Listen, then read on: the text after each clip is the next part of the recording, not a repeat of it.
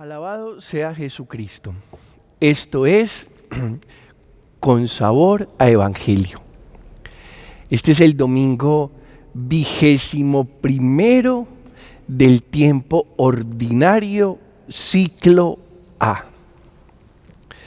Vamos a hacer lectura del texto sagrado. Estamos en Mateo capítulo 16. Versos del 13 al 20. En aquel tiempo, al llegar a la región de Cesarea de Filipo, Jesús preguntó a sus discípulos: ¿quién dice la gente que soy yo? Ellos le contestaron: unos que Juan Bautista, otros que Elías, otros que Jeremías o uno de los profetas. Él les preguntó: ¿y vosotros quién decís que soy yo? Simón Pedro tomó la palabra y dijo: tú eres el Mesías, el Hijo de Dios vivo. Jesús le respondió: dichoso tú, Simón, hijo de Jonás, porque eso no te lo ha revelado nadie de carne y hueso, sino mi Padre que está en el cielo. Ahora te digo yo, tú eres Pedro, y sobre esta piedra edificaré mi iglesia, y el poder del infierno no la derrotará. Te daré las llaves del reino de los cielos. Lo que ates en la tierra quedará atado en el cielo, y lo que desates en la tierra quedará desatado en el cielo. Y les mandó a los discípulos que no dijesen a nadie que él era el Mesías. Este es el texto sagrado de esta dominica, el Evangelio de Mateo. Muy bien. Vamos a descubrir y a reflexionar sobre esta palabra que tiene que ver con la vida y con tu vida. ¿Por qué? Porque el Evangelio es una buena noticia que va moldeando o modelando un estilo de vida. Va produciendo un estilo de vida, el Evangelio, la buena noticia. Lo que escuchamos, lo creemos, y conforme a lo que creemos, actuamos. Las experiencias bíblicas producen creencias, y esas creencias, nuevas experiencias. Primer punto de reflexión. Jesús pregunta: ¿quién dice la gente que es el Hijo del Hombre?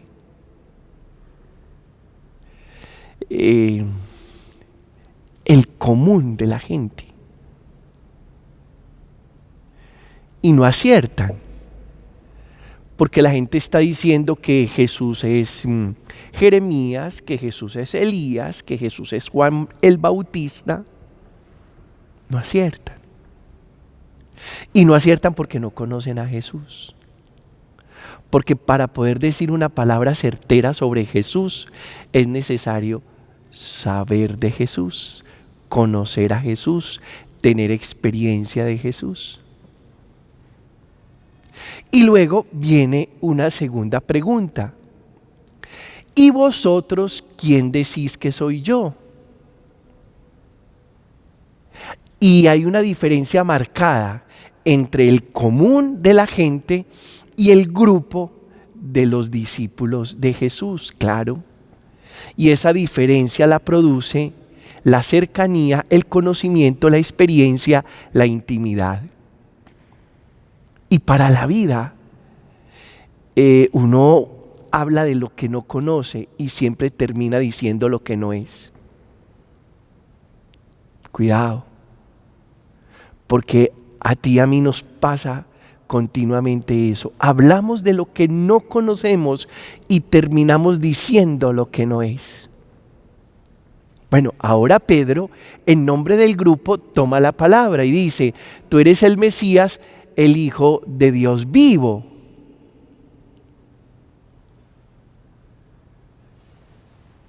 Acierta.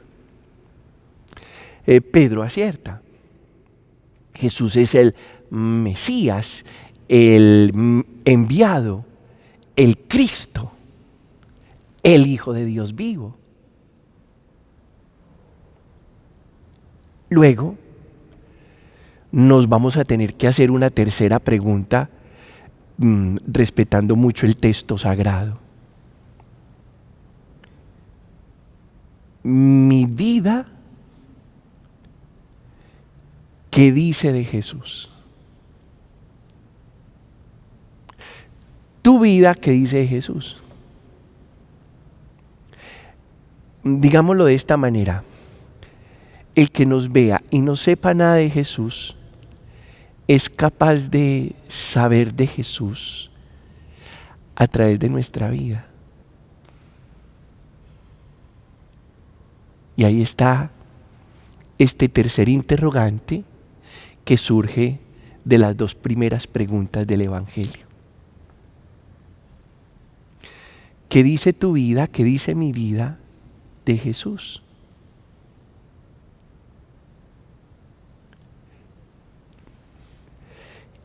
Jesús en el Evangelio de Juan, en el capítulo 14, dice: yo soy el camino a seguir,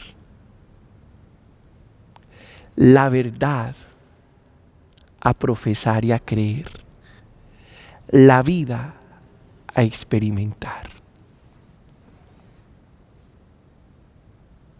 Entonces Jesús como experiencia, vida. Jesús como creencia, verdad, profesión de fe.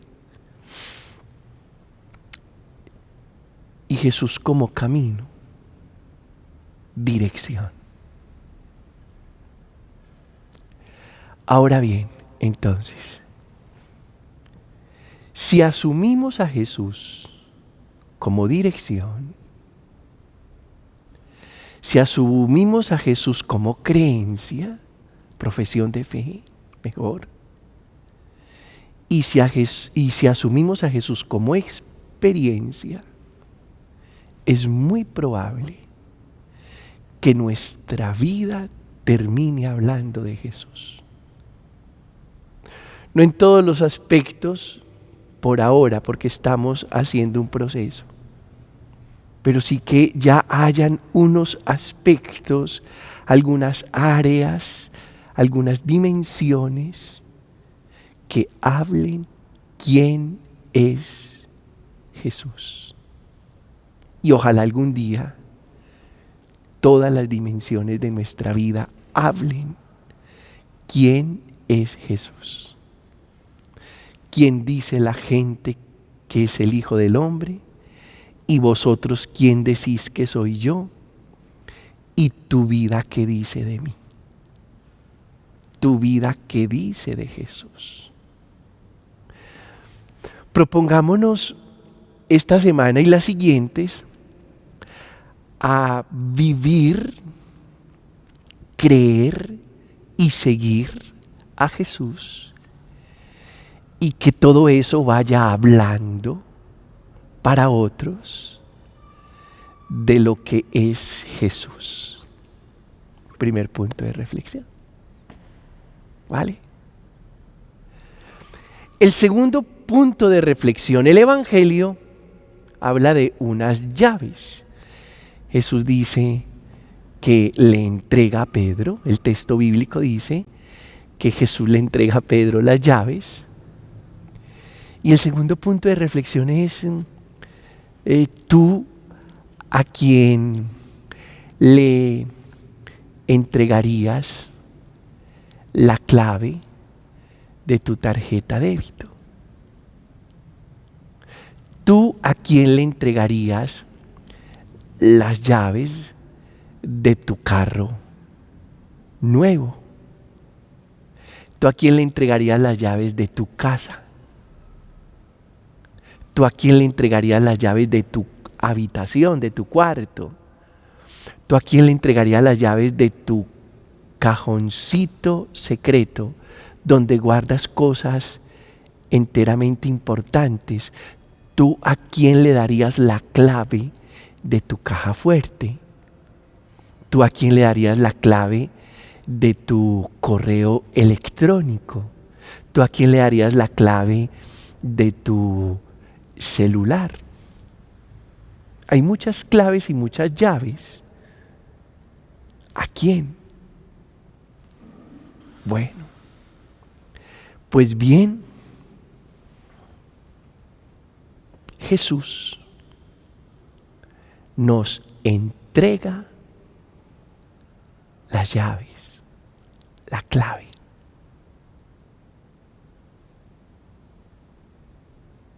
Y aquí viene el tercer punto de reflexión.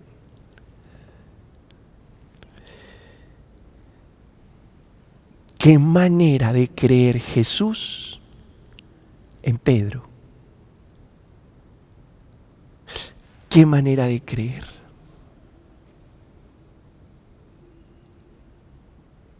Digámoslo así. Jesús cree más en Pedro que Pedro en Jesús.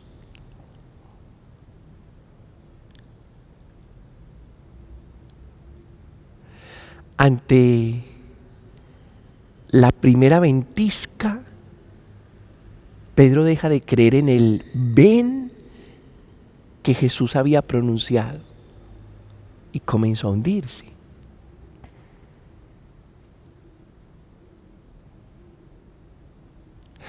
Ante la primera oportunidad de dar cuenta de su maestro, Pedro lo niega. Ante la primera oportunidad de ejercer la violencia, cuando Jesús les había hablado tanto de la paz, Jesús saca la espada y ejerce violencia contra el guardia del templo.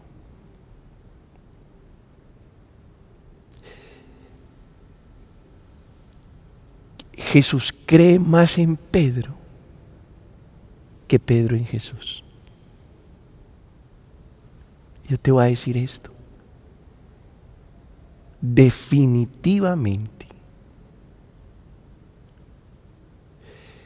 Jesús cree más en ti que tú en Él.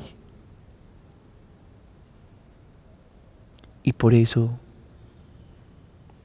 te entrega las llaves. Y te entrega las llaves como rezábamos según la antífona responsorial: Señor, tu misericordia es eterna, no abandones la obra de tus manos. Nos entrega las llaves, no porque seamos los más bellos, ni los más inteligentes, ni los más buenos, ni los más santos. Nos entrega las llaves por misericordia, por infinito amor. Qué bien, qué nota, qué ricura, qué delicia saber que Dios cree más en nosotros que nosotros en Él, y que se la juega 24/7 por ti y por mí. Yo creo que Dios cree en mí,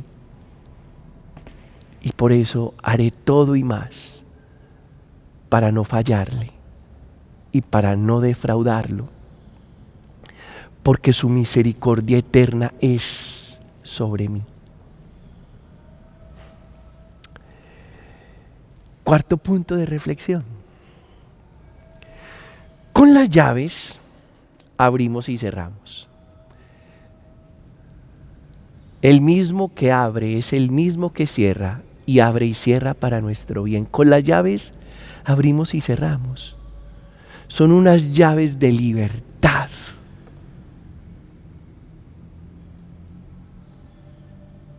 No son unas llaves que abren y se pierden. No. Son unas llaves que abren y cierran, que cierran y abren. Y hay un texto muy lindo en el Evangelio de Juan, en el capítulo 15, que Jesús dice que Él es la puerta por donde entran y salen las ovejas y siempre encuentran pastos abundantes. Son llaves en libertad. No es que esas llaves abran una puerta y esperan a que tú y yo entremos y luego cierra y atrapa. No. El reino de Dios no es para hacerle trampas ni para generar cautiverios o prisiones a nadie. Son unas llaves para abrir y cerrar. Son unas llaves en libertad.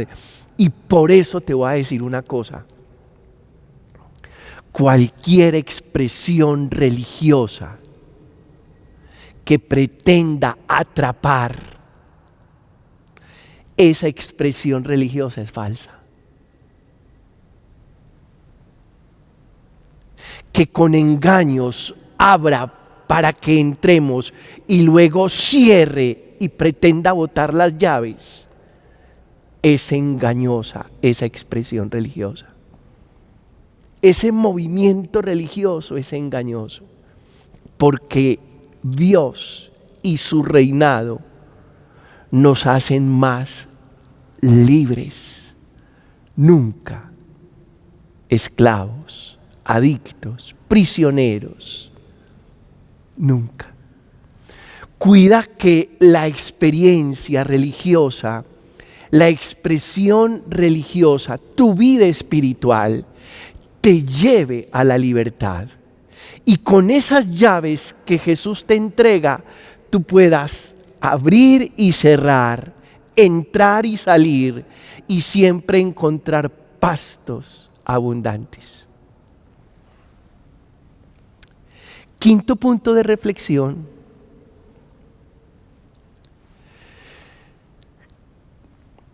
¿A quién y cuándo nos entregan las llaves? Y aquí hay dos elementos muy importantes que quiero resaltar. Nos entregan las llaves cuando somos ya lo suficientemente responsables y maduros. Eso pasa en la vida normal, en lo cotidiano, en lo doméstico. ¿Yo cómo le voy a entregar las llaves a un niño sabiendo que las puede botar y que inmediatamente la casa queda en riesgo? Además hay que hacer un gasto inoficioso. Habrá que cambiar la chapa o la clave de la chapa. ¿Cuándo te dieron las llaves de tu casa? Cuando ya notaron que eras responsable y maduro para cuidar esas llaves. Y yo creo que las llaves que nos ha entregado el Señor, las llaves de nuestra vida, las llaves de nuestro servicio, las llaves de nuestra profesión, esas llaves exigen madurez y responsabilidad. Qué tan bueno cuando uno le dice a un joven: te entrego las llaves de la casa, ya puedes tener las llaves de la casa. Te entrego las llaves del carro, ya puedes manejar el carro y tener las llaves del carro. Y te entrego las llaves de tu vida. Ahora aprende a manejar tu vida y ojalá lo hagas en el camino Jesús para que tenga todo dirección. ¿Qué tal que nos entreguen las llaves y no estemos listos y aún seamos inmaduros e irresponsables y terminemos chocando la vida? atropellando con nuestra vida a otros, porque nos entregaron las llaves y no supimos conducir. Bueno, ojalá que podamos pensar desde ahí nuestra vida. Yo soy el responsable de mi historia, de mi destino. Ya me entregaron las llaves y yo soy responsable. Yo ya no tengo que salir a responsabilizar a otros de lo que me pasa, ni a culpar a otros de lo que me sucede. Ya me entregaron las llaves.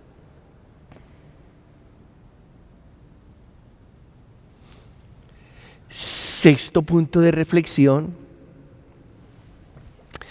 En la segunda lectura de este domingo hay una cosa muy particular.